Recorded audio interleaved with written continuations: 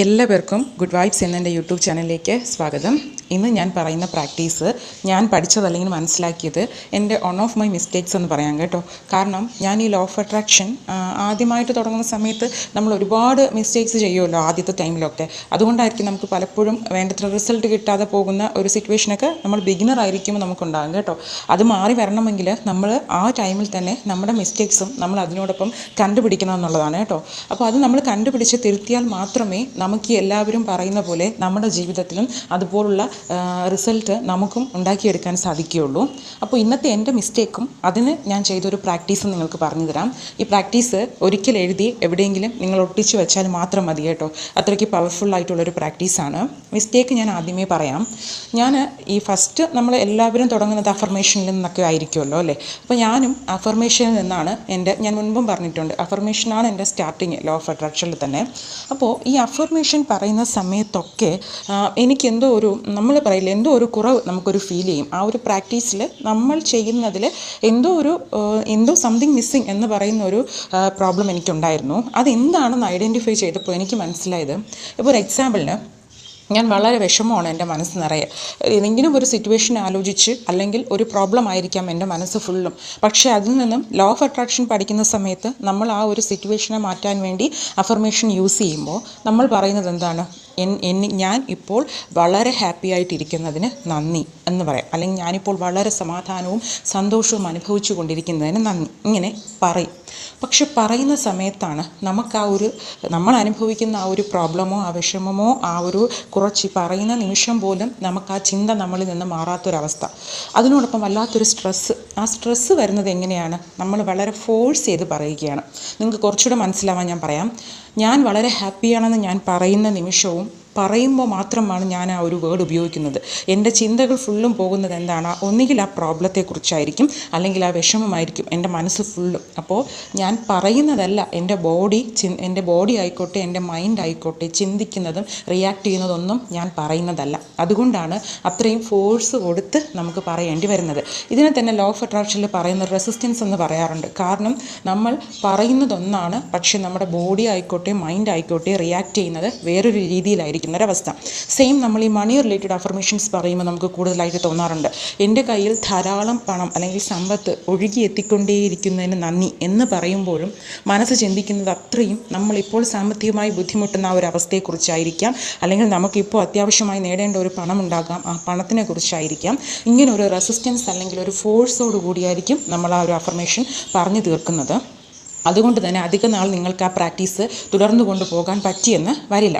അപ്പോൾ ഇതിന് ഞാൻ എൻ്റെ മിസ്റ്റേക്സൊക്കെ നിങ്ങളും ചെയ്യേണ്ടത്, നിങ്ങൾക്ക് എന്താണെന്ന് ഐഡൻറ്റിഫൈ ചെയ്ത് കഴിഞ്ഞാൽ എവിടെയെങ്കിലും ഒന്ന് നോട്ട് ചെയ്ത് വെക്കുക. അല്ലെങ്കിൽ നമുക്ക് എന്താണ് ഒരു മിസ്സിങ് ഫാക്ടർ നമുക്ക് തോന്നുന്നത് ഒരു പ്രാക്ടീസിൽ, അതിനൊന്ന് നോട്ട് ചെയ്ത് വെക്കുക കേട്ടോ. അത് നമുക്ക് ഉപകാരപ്പെടും. നമ്മൾ ഏതെങ്കിലും ഒരു വീഡിയോസ് കാണുമ്പോഴോ അല്ലെങ്കിൽ ഏതെങ്കിലും ബുക്ക് വായിക്കുമ്പോഴോ ഒക്കെ സെയിം നമുക്കിതുപോലുള്ള മിസ്റ്റേക്സ് ആവർത്തിച്ച് അതിൽ നിന്നും ഓവർകം ചെയ്ത് എങ്ങനെയാണ് അവർ ആ പ്രാക്ടീസിലൂടെ ഓവർകം ചെയ്തതെന്നുള്ള പ്രാക്ടീസ് നമ്മുടെ കണ്ണിൽ യാണെങ്കിൽ നമുക്കും ആ സെയിം മിസ്റ്റേക്ക് നമുക്ക് തിരുത്താൻ സാധിക്കും കേട്ടോ. അപ്പോൾ അങ്ങനെ ഇരുന്നപ്പോൾ ഞാൻ ഫസ്റ്റ് എല്ലാവരും ഈ ലോ ഓഫ് അട്രാക്ഷൻ ട്രൈ ചെയ്യുന്നവരൊക്കെ വായിക്കുന്ന ഒരു ബുക്കായിരിക്കാം the law of attraction revealed എന്ന് പറയുന്ന ഒരു ബുക്ക് കേട്ടോ. കാരണം അതിലാണ് ലോ ഓഫ് അട്രാക്ഷൻ ബിഗിനർ ആകണമെങ്കിൽ നമുക്ക് സിമ്പിളായിട്ട് കുറച്ച് മാനിഫെസ്റ്റേഷൻസും എന്താണ് ലോ ഓഫ് അട്രാക്ഷൻ എന്ന് വളരെ സിമ്പിളായിട്ട് മനസ്സിലാക്കാൻ പറ്റും. അതിൽ ഒരു ലൈനായിരുന്നു എനിക്ക് സ്ട്രൈക്കായത്. ആ ലൈൻ ഇതാണ്: നിങ്ങൾ നിങ്ങളുടെ ആഗ്രഹത്തെക്കുറിച്ച് എത്ര തന്നെ പറഞ്ഞാലും അത് ചിലപ്പോൾ മാനിഫെസ്റ്റ് ആകണമെന്നില്ല.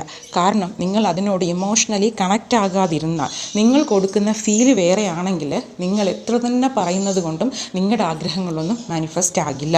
സെയിമാണ് എൻ്റെ സിറ്റുവേഷൻ. ഒരുപാട് അഫർമേഷൻ പറഞ്ഞാലും ഞാൻ ആഗ്രഹിക്കുന്ന റിസൾട്ട് എനിക്ക് ലഭിച്ചിരുന്നില്ല. അപ്പോൾ ഇതിന് ഞാൻ ഉപയോഗിച്ച ഒരു പ്രാക്ടീസ് എന്ന് പറയുന്നതും ഈ ലൈനായിരുന്നു എൻ്റെ ഇൻസ്പിറേഷൻ എന്ന് പറയുന്നത്.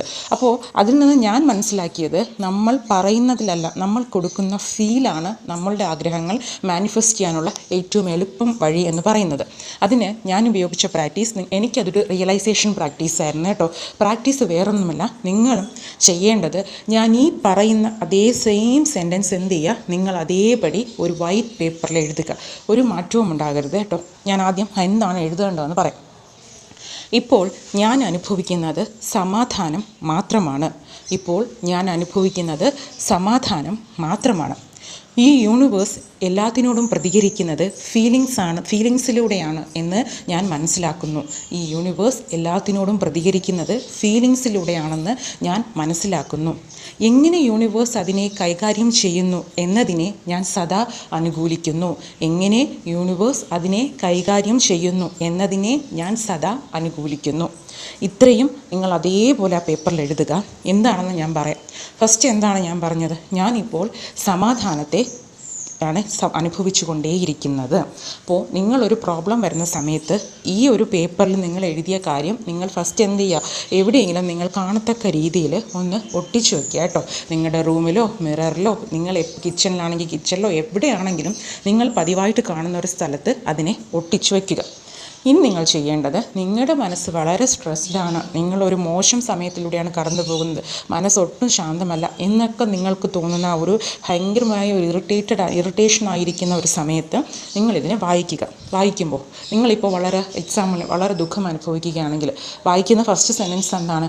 ഇപ്പോൾ ഞാൻ സമാധാനമാണ് അനുഭവിച്ചു കൊണ്ടേയിരിക്കുന്നത്. അപ്പം എൻ്റെ ഉള്ളിലെ ഫീലിംഗ് എന്തായിരിക്കണം? ഇപ്പോൾ സമാധാനമായിരിക്കണം. ഞാനിപ്പോൾ അനുഭവിക്കുന്ന വിഷമമല്ല എൻ്റെ ഉള്ളിൽ വരേണ്ടത്. എൻ്റെ ഉള്ളിൽ ഉണ്ടാകേണ്ട ഒരു ഫീലെന്ന് പറയുന്നത് എന്താണ്? സമാധാനമാണ്.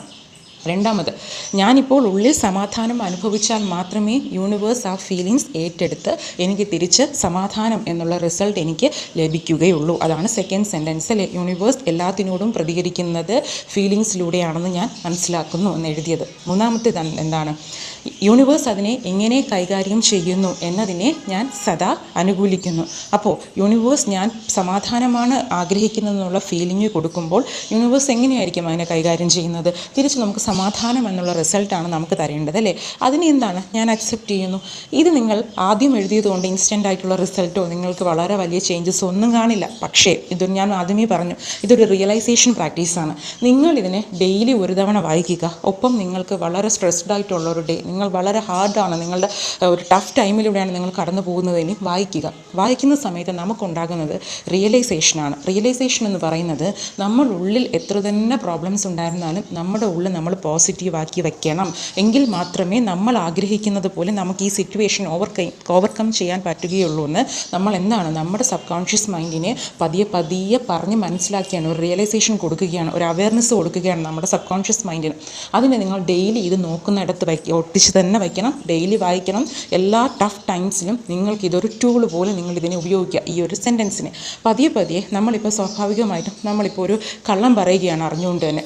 കള്ളം പറയുന്ന സമയത്ത് നമ്മുടെ മനസ്സിലൊരു തോട്ട് വരുമല്ലേ, ഇത് തെറ്റാണ്, ഞാൻ ഈ പറയുന്ന കാര്യം തെറ്റാണെന്ന് നമുക്കൊരു റിയലൈസേഷൻ ഉറപ്പായിട്ടും എല്ലാവർക്കും ഉണ്ടാകും. സെയിം ഫീലാണ്. നമ്മളൊരു അമിതമായി ദുഃഖിച്ചിരിക്കുന്ന സമയത്ത് ഇത് വീണ്ടും വായിക്കുന്ന സമയത്ത് നമുക്ക് പോകെ സ്വാഭാവികമായിട്ടും നമ്മുടെ മനസ്സിലൊരു തോട്ട് തുടങ്ങും, നമ്മളിപ്പോൾ ഇങ്ങനെയല്ല ചിന്തിക്കേണ്ടത്, കഴിവതും നമ്മുടെ മനസ്സിനെ ശാന്തമാക്കി ആ ഒരു സിറ്റുവേഷൻ ഓവർകം ചെയ്യണം. പിന്നെ നമ്മൾ കൂടുതൽ നെഗറ്റീവിലോട്ട് പോകുമ്പോൾ നമ്മുടെ സബ് കോൺഷ്യസ് മൈൻഡ് തന്നെ നമുക്കൊരു അലേർട്ട് തരും, അങ്ങനെ ചിന്തിക്കരുത്, എപ്പോഴും പോസിറ്റീവായിരിക്കുക. അതുകൊണ്ട് ഇതൊരു റിയലൈസേഷൻ പ്രാക്ടീസും വളരെ ഫോഴ്സ് ഇല്ലാതെ നമുക്ക് പ്രാക്ടീസ് ചെയ്യാൻ പറ്റും കേട്ടോ.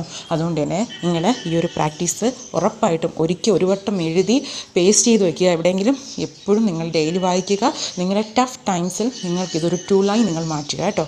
അപ്പോൾ എല്ലാവർക്കും ഈ വീഡിയോ വളരെ യൂസ്ഫുൾ ആണെന്ന് ഞാൻ വിശ്വസിക്കുന്നു. ഒപ്പം ഈ വീഡിയോ ഇഷ്ടമായാൽ എന്നെ ഒന്ന് ഫോളോ ചെയ്യുക. Thank you so much.